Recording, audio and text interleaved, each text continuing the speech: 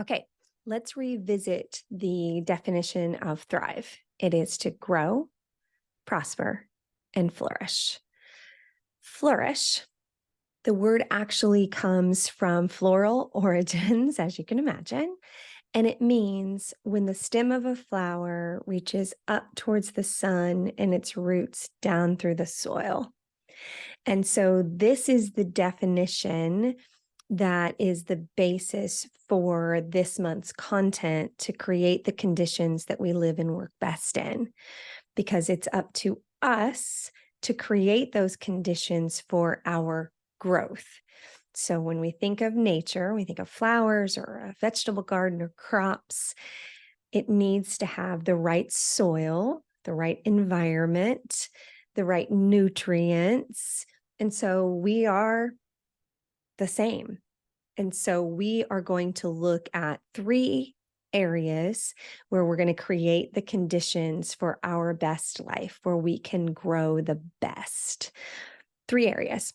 1 is within ourselves, listening to our bodies, paying attention to what we need.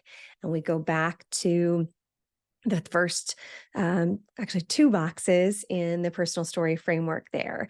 From a biological standpoint, our food, our hydration, how well we're putting in the right things.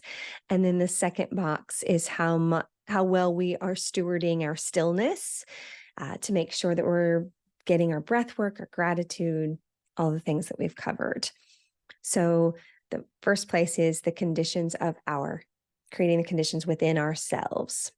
Second place that we're going to pay attention to how we create the conditions for our best life is in our relationships, the people that we choose to be around.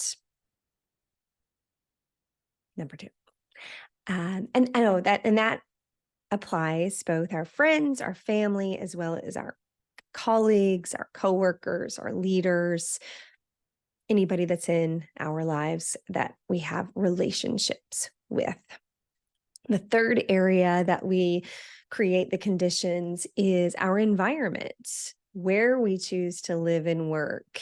And we'll get into some different aspects of that and how to use your environment to stimulate growth or to give us peace.